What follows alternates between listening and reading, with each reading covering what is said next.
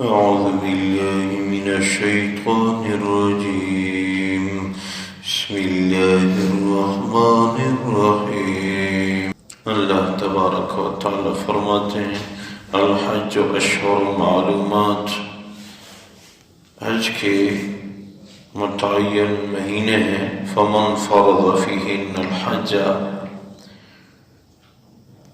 جس نے اپنے اوپر ان مہینوں میں حج کو فرض کیا، فلا رفث، تو اس کو چاہیے کہ کوئی فحش کام نہ کرے، ولا فسوق، نہ نافرمانی کرے، ولا جدال فی الحج، اور نہ حج میں کوئی لڑائی جھگڑا کرے.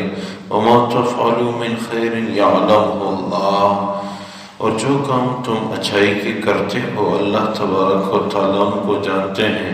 وَتَزَوَّدُوا فَإِنَّ خَيْرَ الزَّادِ التَّقْوَىٰ، اپنے ساتھ سفر کا توشہ لے جایا کرو، اور واقعی بہترین توشہ تقویٰ ہے. وَاتَّقُونِ يَا أُولِي الْأَلْبَابِ، اے صاحبان عقل مجھ سے ڈرتے رہنا. لَيْسَ عَلَيْكُمْ جُنَاحٌ أَن تَبْتَغُوا فَضْلًا مِّن رَّبِّكُمْ، تمہارے اوپر کوئی گناہ نہیں کہ آپ لوگ اپنے رب کے فضل میں سے تلاش کریں، یعنی رزق تلاش کریں. فَإِذَا أَفَضْتُم مِّنْ عَرَفَاتٍ، جب آپ لوگ عرفات سے اتریں. فَاذْكُرُوا اللَّهَ عِندَ الْمَشْعَرِ الْحَرَامِ، تو مزدلفہ تک اللہ کا ذکر کرتے رہنا. وَاذْكُرُوهُ كَمَا هَدَاكُمْ، ایسے ذکر کرو جیسے تمہیں بتایا گیا ہے. وَإِن كُنتُم مِّن قَبْلِهِ لَمِنَ الضَّالِّينَ، اگرچہ اس سے پہلے آپ لوگ بے علم تھے. ثُمَّ أَفِيضُوا مِنْ حَيْثُ أَفَاضَ النَّاسُ، پھر ایسے ہی اترو جیسے دیگر لوگ اترتے ہیں. وَاسْتَغْفِرُوا اللَّهَ، اپنے گناہوں کی بخشش کی درخواست اللہ سے کرتے رہنا. ان اللہ غفور رحیم، واقعی اللہ تبارک و تعالی بخشنے والے مہربان ہیں. اللہ تبارک و تعالی ان آیات مبارکہ میں حج کا ذکر فرما رہے ہیں. اشہر الحج سے مراد حج کے مہینے ہیں.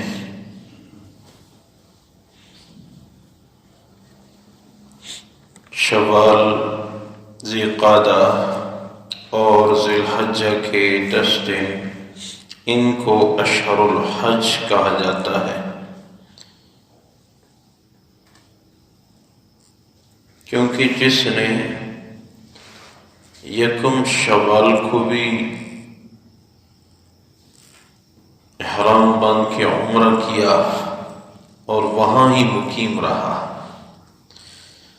اور پھر حج میں شریک ہوا، تو یہ حاجی حج تمتع کرنے والا ہو گیا، کیونکہ اس نے اشہر الحج میں عمرہ کیا اور پھر وہاں ہی منتظر رہا حج کے ایام کا، حج کرنے کا. اس لیے حاجی حج تمتع کرنے والا ہو گیا. شوال، ذی قعدہ اور ذی الحجہ کے 10 ایام کو اشہر الحج شریعت نے کہا ہے. بس جس نے ان مہینوں میں اپنے اوپر حج کو لازم کیا کہ میں حجہ رہا ہوں، تو اس کو چاہیے کہ فحش گوئی اور نافرمانی، جنگ و جدال سے محفوظ رہے.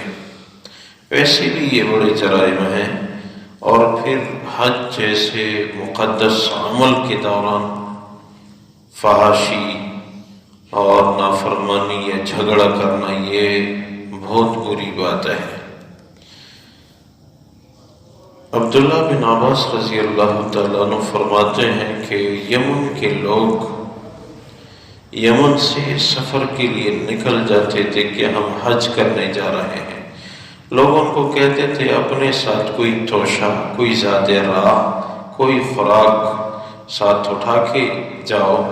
تو وہ کہا کرتے تھے کہ ہمیں اللہ کی ذات پہ بھروسہ ہے، ہمیں توکل ہے، رازق تو اللہ ہے. اور پھر حرم پہنچ کے وہاں بھوک کا شکار ہو کے بھیک مانگتے تھے. تو قرآن نے فرمایا کہ وَتَزَوَّدُوا، اپنے ساتھ توشہ لے جایا کرو.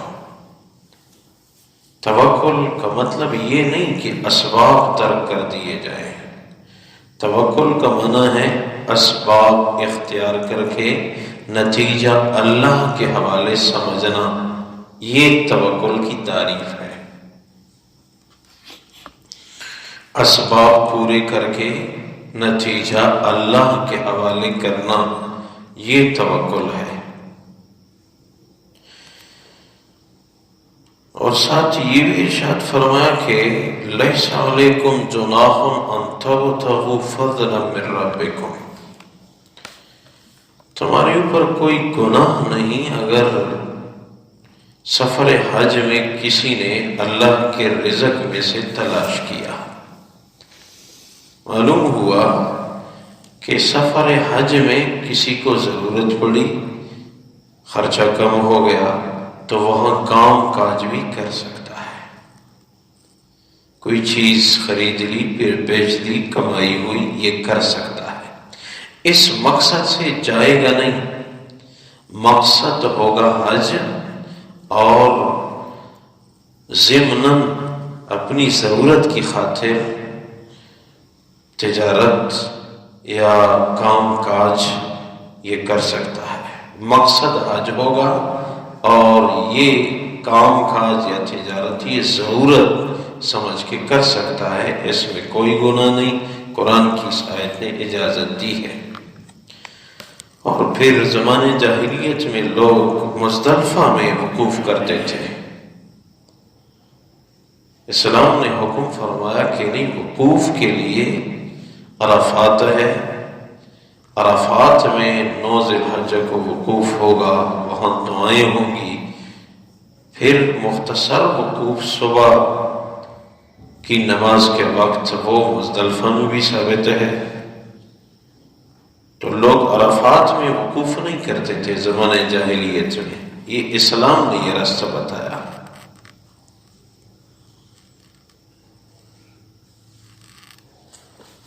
اور ساتھ عرفات سے مزدلفہ جاتے ہوئے ذکر کرتے رہنا، تلبیہ پڑھتے رہنا، جب تک جمرات پہ کنکریاں نہیں پھینکی حاجی کو تلبیہ کرنے کی اجازت ہے۔ عمرے میں احرام باندھ کے تلبیہ سب سے افضل ذکر ہے، حج میں بھی احرام باندھ کے تلبیہ سب سے بہترین ذکر ہے۔ عمرے کا تلبیہ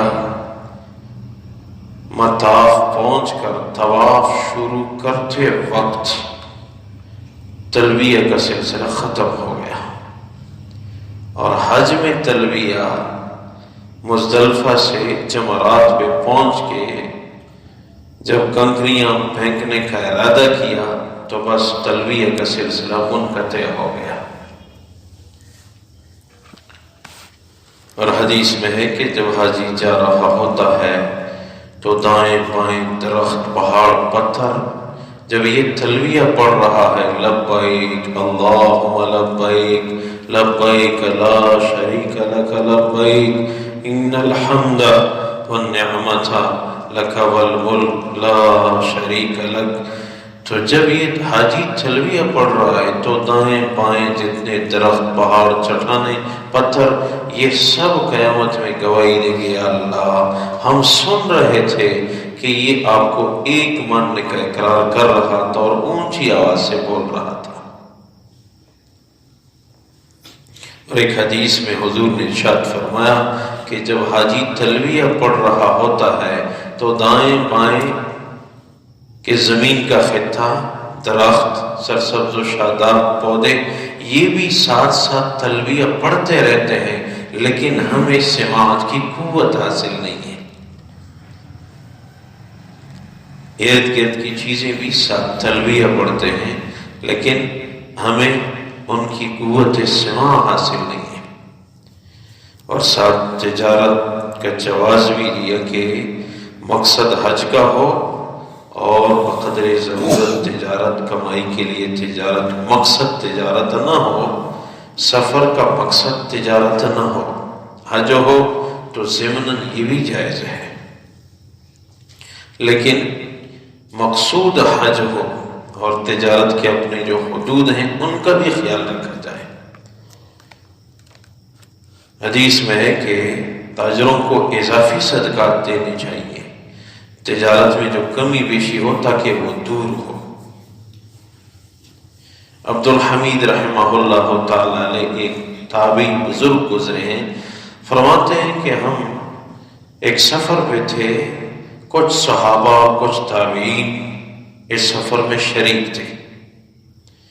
اس سفر میں ہمارا ایک ساتھی وفات پا گیا جس کو ہم دفن کرنے کا ارادہ کرتے، قبر کھود لے تھے، تو جہاں ہم قبر کھود لے تھے تو تھوڑی سی گہرائی پہ جا کے ایک بہت بڑا سانپ ناگ کی شکل میں پڑا رہتا تھا۔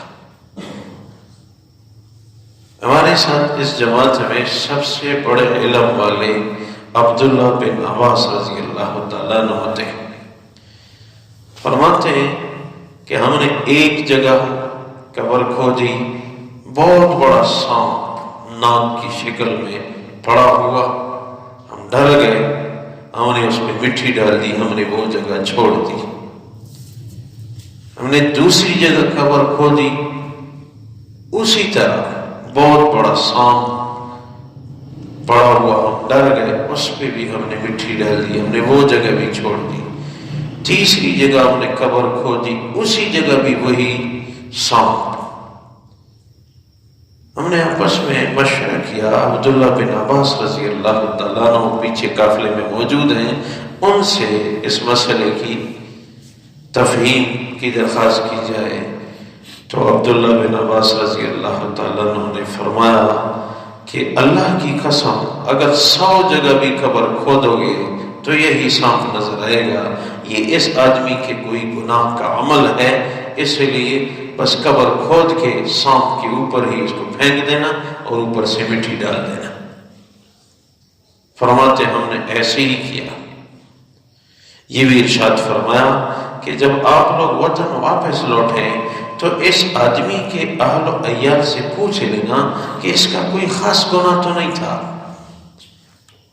فرماتے ہیں جب ہم سفر سے واپس لوٹے تو عبدالحمید رحمہ اللہ تعالی علیہ فرماتے ہیں میں ان کے اہل و عیال کے ہاں حاضر ہوا تو اس کی بیوی تھی، بچے تو نہیں تھے، اس کی بیوی تھی، تو اس کی بیوی نے بتایا کہ اس کا معمول یہ تھا کہ یہ تجارت کرتا تھا، روز کم سے کم 1 بوری غلہ بیچتا تھا، اور 1 بوری غلے میں عادت یہ تھی کہ 1 دن کا جو غلہ اپنے اہل و عیال پہ خرچ ہوتا تھا وہ اصل غلہ بوری سے نکال لیتا تھا اور بھس اور چوکر وغیرہ غلے کے چھلکے وغیرہ اس میں ملا کے وہ غلے کا وزن پورا کر دیتا تھا۔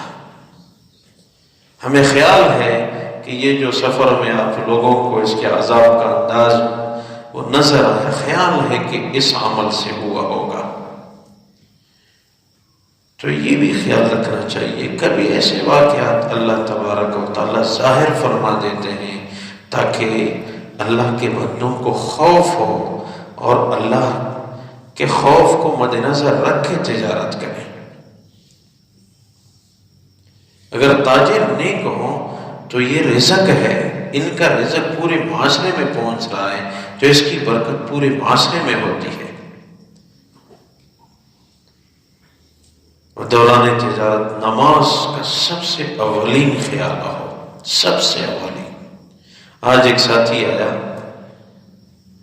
تو مجھے کہنے لگا کہ میں ایک دکاندار کو جانتا ہوں، اس بازار میں دکانداری کرتا ہے، وہ نماز کے لیے 15 منٹ دکان بند کرنے کے لیے تیار نہیں تھا، آج 15واں دن ہو گیا کہ اس کی دکان بند ہے، چیخ رہا ہے، نہیں کھول سکتا۔ جو 15 منٹ دکان بند کرنے کے لیے تیار نہیں تھا نماز کے واسطے، اس کی دکان 15 دنوں سے بند ہے، نہیں کھول سکتا۔ اللہ کبھی سمجھاتے ہیں۔ اور ہمارے بڑے استادوں میں سے جو فرمانے لگے، تاجر اگر اپنے کاروبار میں ترقی چاہتے ہیں، زکوٰۃ اپنے وقت پہ ٹھیک ادا کرے اور نماز کے لیے دکان شٹر بند دکان ہو، یہ نہیں کہ جی 2 بندے پہلے چلے جائیں، ادھر 1:30 بجے ادھر 1:30 بجے، یہ تو ایک بہانہ ہے۔ یہ تو ایک ہیلا ہے، بس جی کمائی بھی جاری ہو، چاہے جماعت کی نماز ملے نہ ملے خیر ہے، عذر ہے جی، تو نہیں، نماز کے لیے ٹھیک چار دکان بند کرو، تالا لگاؤ۔ اور کئی دفاتر میں نے دیکھا انہوں نے وہ وقفہ برائے نماز لکھا ہوتا ہے، شیشہ بند ہوتا ہے، وقفہ برائے نماز۔ کیا اچھا لگتا ہے وقفہ برائے نماز، اللہ خوش ہو جائیں گے، میرے بندے نے میری عبادت کے لیے وقفہ کیا، یہ ہونا چاہیے۔ پھر دیکھو گے کہ پھر برکت آئے گی کہ نہیں۔